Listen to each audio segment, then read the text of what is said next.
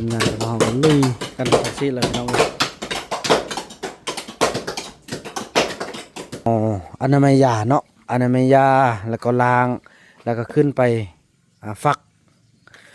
อ่าหลังจากฟักแล้วเราก็จะมาล้างนี่คือเก้าพี่น้องตัวที่ฟักเนาะล้างแล้วก็พักแต่ละบอนให้นำเสด็จน้ำแล้วก็จึงลงไปตากพี่น้องเนาะนี่ห้องน้ำอยู่ทางนี้นี่แหละพี่น้องเอ้ยถ้าเอาผ้าบัดปกไว้เนาะนี่เพิ่นก็จะมากวดกะอหยังทุกอย่างแล้วพี่น้องเอ้ยเนาะโอ้โถนี่อย่าลองมาตากกันตากนี่ก็จะได้ถามว่าพวกเจ้าตากจากแดดอหยังต่างเนาะอันนี้เป็นยาพื้นเมืองเฮาพี่น้องเอ้ยเนาะโอ้พี่น้องจะได้ห้องงานฟักขึ้นวันนี้เด้พี่น้องเอ้ยเนาะขอบใจเอฟซีผู้มีน้ำใจแบ่งปันเหมือนฟ้าบันดาลให้สร้างรายการนี้มาสวยเหลือคนทุกข์คนจนหรือคนด้อยกว่าด้วยแห่งศรัทธาบุญนำพาได้มาห่วมทาง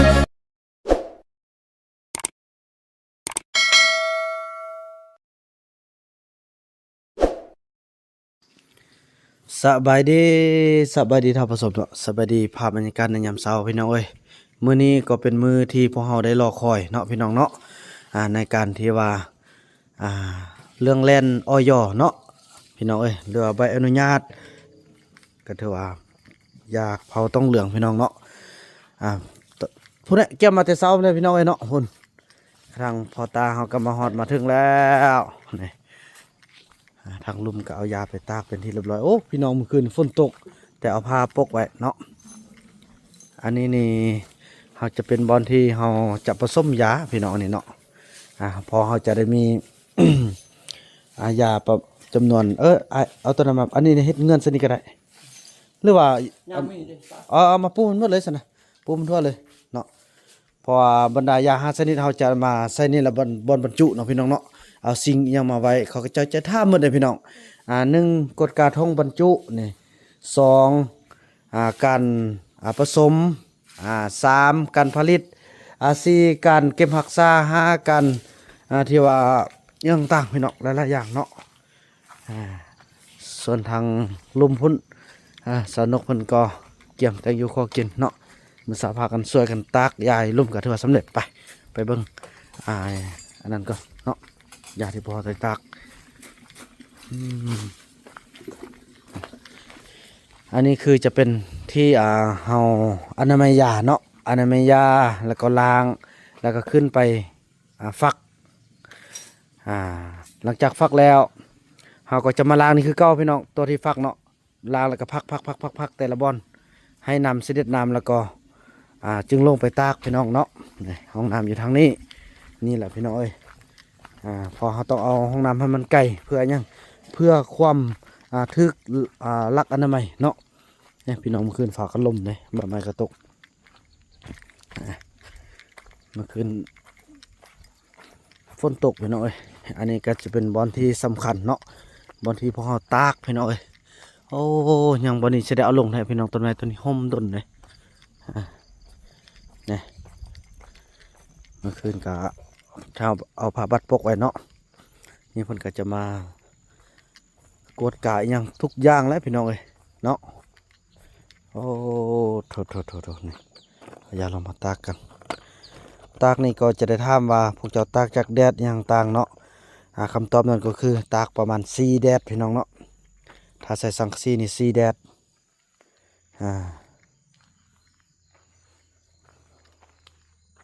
นี่พี่น้องเอ้ย4แดดโอ้ยนี่มันไอเฟืองนะบ่ฟังนี่ไอเฟืองพวกเจ้าตากนี่เบิ้งแม่อันนี้นะเห็นบอกพวกเจ้าความสังกะสีลงนี่มันตกโอ้ต้องเอาขึ้นเดี๋ยวนี้นะบอกนะเห็นบอกเอาขึ้นเดี๋ยวนี้เห็นไปความลงสิเนี่ยมันก็ตกเดี๋ยวนี้โอ้ยตายแม่อย่าเหี้ยบอกไกลไล่โอ้เสียหลาย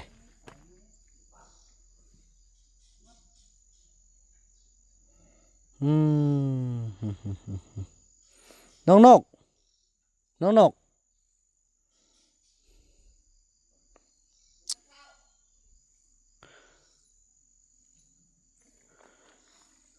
แม่2-3แผ่น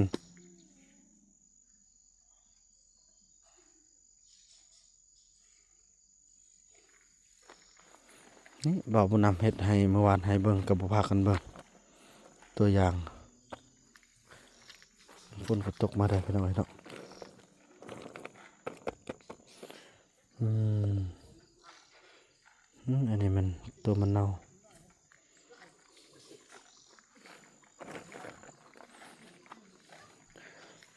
จังสั้นแหละพี่น้องเนาะ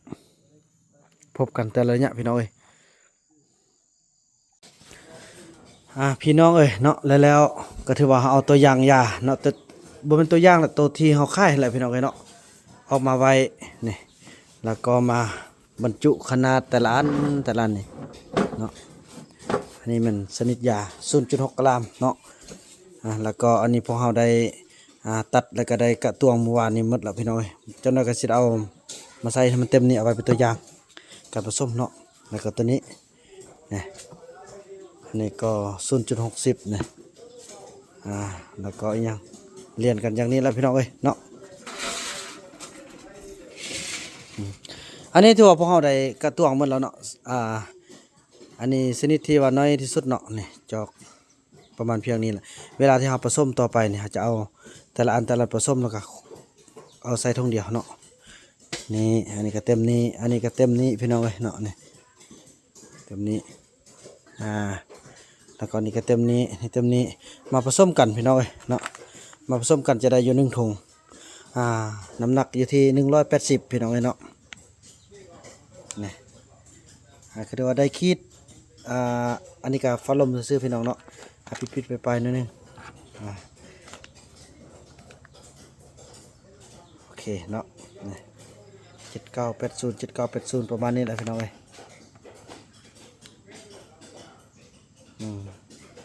สิ่งนี้ก็จังได้เนาะปลาบนหนึ่งเป็นบนหนึ่งก็พี่น้องเอ้ยปลานี่สำได้นี่อย่างต่างปลาบนทางกลางนี่สำ79.8นิดนึงนี่แหละสร้างแล้วนี่แหละพี่น้องเอ้ยนี่โอเคเนาะก็ประมาณนี้แหละพี่น้องเนาะน้ำหนักอยู่ที่1.80 กรัมเนาะกระมอด2 ขีดพี่น้องเอ้ยเนาะไปเบิ่งอันนี้ก็เป็นบอลเกี่ยมเขาเจ้ากำลังเดินทางมาแล้วพี่น้องเอ้ยเนาะ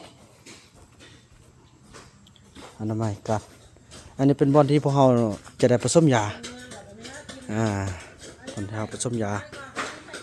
แล้วบอลนี้พี่น้องเอ้ยมันเป็นบอลที่ฟักยาเนาะว่าฟักยากัน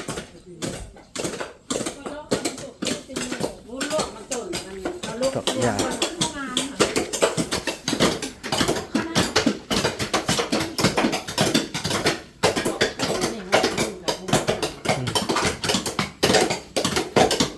ฟักยา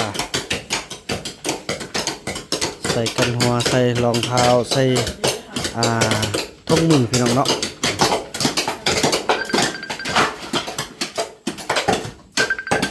ถนนอนามัย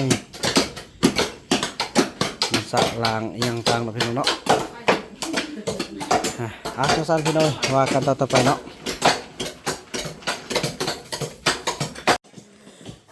พี่น้องแล้วเนาะคันเทิงเฮาก็ได้ฮอดมาถึงกันละนี่อันนี้ก็สาวนกไปนำเอาบรรดาสาวติ๊กสาวเล่นี่คนไอ้เฟืองก็พาหม้อเพิ่นไปกวดเนาะเดี๋ยวเฮาก็มาฮอดมาถึงกันละพี่น้องเอ้ยก็ถือว่าจะบ่สะดวกในการถ่ายหน่อยนึงพี่น้องเอ้ยเนาะไอ้บุญรอดกลับมานี่โอ้บ่เห็นว้าวเห็นตัวเองบ่เห็นตัวเองบ่ปลาบดพี่น้องเอ้ยมื้อนี้เนาะมาขึ้นมาเลยเอาแม่เท่ามีดเลย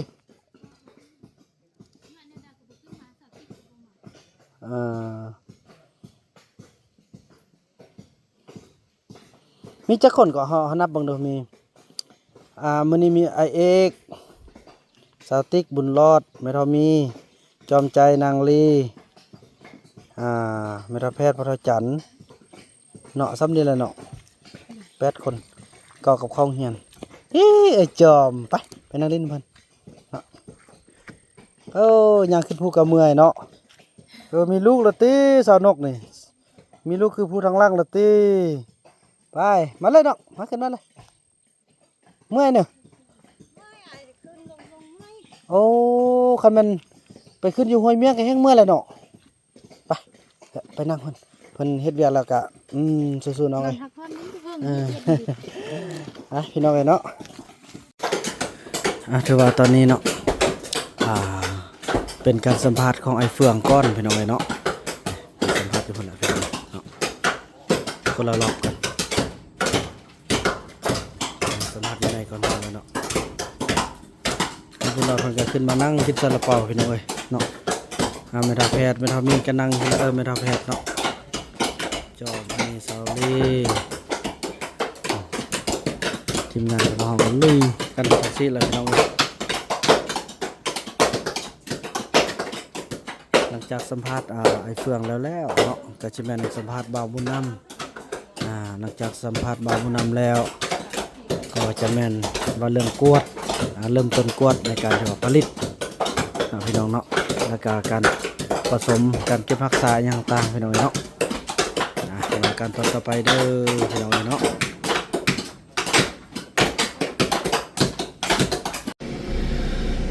พี่น้องเอ้ยแล้วเนาะหลังจากเสร็จสิ้นภารกิจเนาะ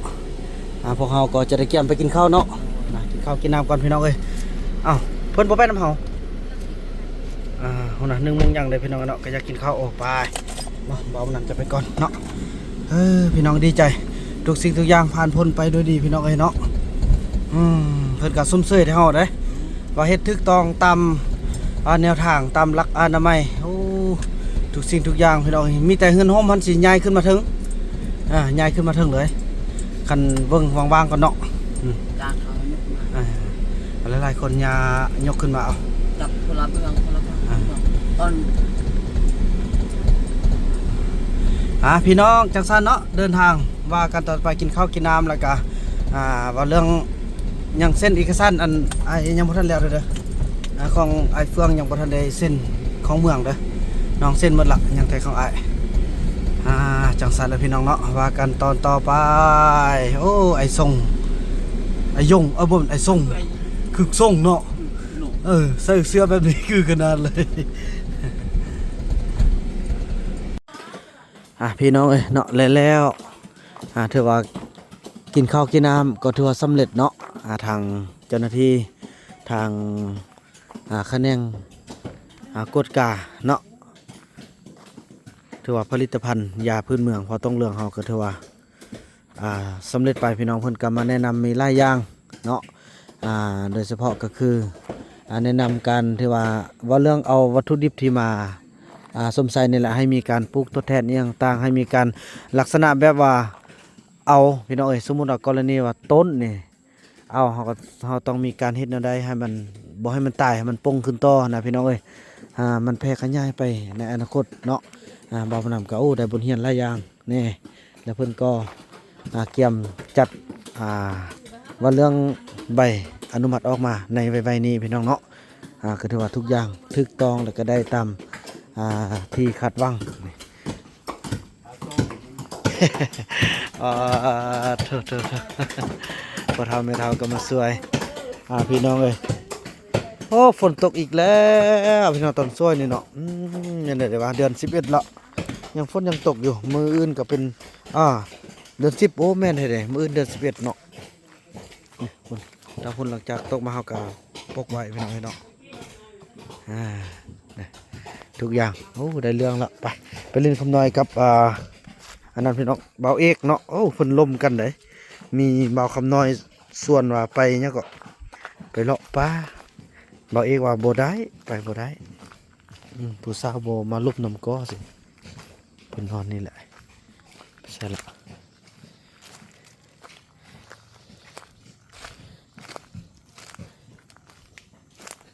บ่อยู่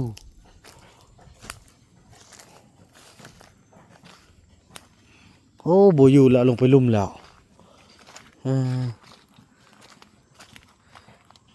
โอ้เห็นนะก็บ่สำเร็จครับเจาะทางให้หน่อยหนึงจะเอาเงินมาขอเงินให้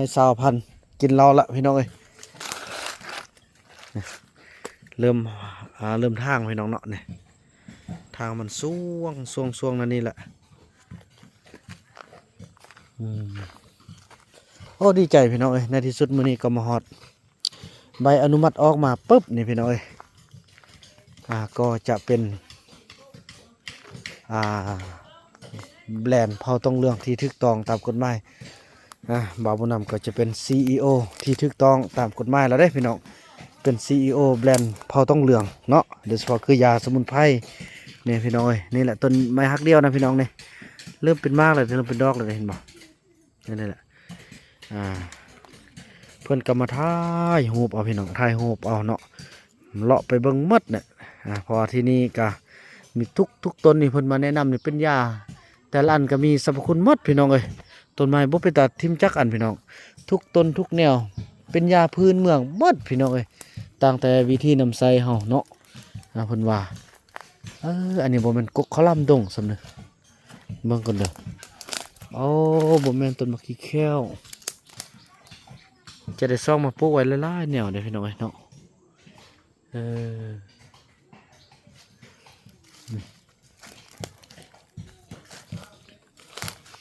นี่กกแคลาวนี่ก็เป็นยาต้มให้อันนั้นเด้แคลาวนี่ตัวนี้ก็เป็นยาพี่น้องเอ้ยต้มแม่คำเดือนเนาะไล่แนวแต่ปลูกเสริมเพิ่นก็เลาะเบิ่งหมดพี่น้องเอ้ยเนาะแล้วเพิ่นก็ส้มเสยที่พวกเฮาพัฒนาไปเรื่อยๆพี่น้องเอ้ยดีใจนำเพิ่นว่าเป็นแห่งหนึ่งช่วยภาครัฐคันเทิงในการพัฒนาพี่น้องเนาะเพิ่นก็มาเห็นการดูแลเผาต้องเรืองการพัฒนาหลายๆอย่างเพิ่นก็ส่งเสริมเพิ่นก็ดีใจพี่น้องเอ้ยแล้วก็จะเป็นยาเป็นยาที่ว่าจดเขาลิขสิทธิ์อยู่ในแขวงสัญญบุรีนี่ก็จะเป็นยาอันดับที่12พี่น้องเอ้ยเนาะแต่ว่ามีหมอหนึ่งเสียชีวิตละพี่น้องเอ้ยเพิ่นก็จะได้ลบออกยังเหลือที่เฮาก็เป็นลำดับที่11ของแขวงพี่น้องเอ้ยเนาะจังซั่นแหละพี่น้องเอ้ย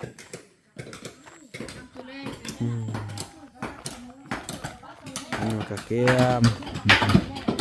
การอนามัยการฟักยานี่ก็ต้องถูกต้องเด้พี่น้องเอ้ยเนาะพอนับตัวนี้ต่อไปก็สิเป็นระเบียบหันสู่ระเบียบละเน้นความสะอาดพี่น้องเอ้ยงามคักเนาะเนาะสีงามดีเนาะนี่โอ้ยงามดี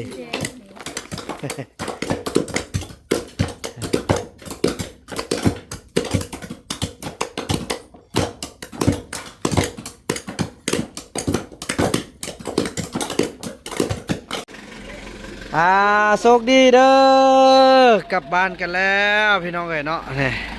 กลับบ้านกันแล้วแห่งงานเฮาโดยเช่นกันบ๊ายบายพี่น้องเอ้ยเนาะสร้างอันนี้แหละสร้างแห่งงานสร้างรายรับให้ทางบ้านให้ทางประชาชนเฮาไปพร้อมกันพี่น้องเอ้ยบ่แม่นว่าเฮ็ดแต่อันหนึงอันเดียวได้พี่น้องเอ้ยเนาะก็อีพ่อคิดรถซิ่งเนาะ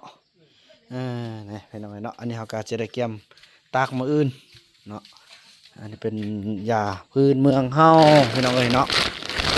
โอ้พี่น้องอย่าได้ห้องงานฟักขึ้นวันนี้เด้พี่น้องเอ้ยเนาะมืออื่นมาเต็มพี่น้องเอ้ยจนว่าแล้วทางพี่ละเฮ็ดเต็มที่บัดนี้เป็นเฮ็ดอยู่โลช่วงอันใบอนุญาตออกมาเนาะเต็มที่เต็ม2 มือกันแล้วล่ะพี่น้องเนาะนี่ใช่แหละอันนี้ก็อนามัยพาออกดีๆแล้วก็มันโยนขึ้นนี่แล้วก็ล้างแล้วก็ขึ้นไปฟักอยู่ที่นี่พี่น้องเนาะอื่นเสาเขาก็เอาไปตากแล้วก็กวดอนามัยที่หมดพี่น้องสิ่งเศษเหลืออย่างต่างเนาะเพื่อบ่ให้มีสิ่งสกปรกอย่างต่างคลิปนี้บ่าวนำขออนุญาตจบคลิปกันเพียงส่ำนี้ก่อนเด้อพี่น้องเนาะแล้วก็พบกันใหม่ในคลิปต่อไปพี่น้องเอ้ยคลิปนี้บ่าวนำขอกล่าวคำว่าสบายดี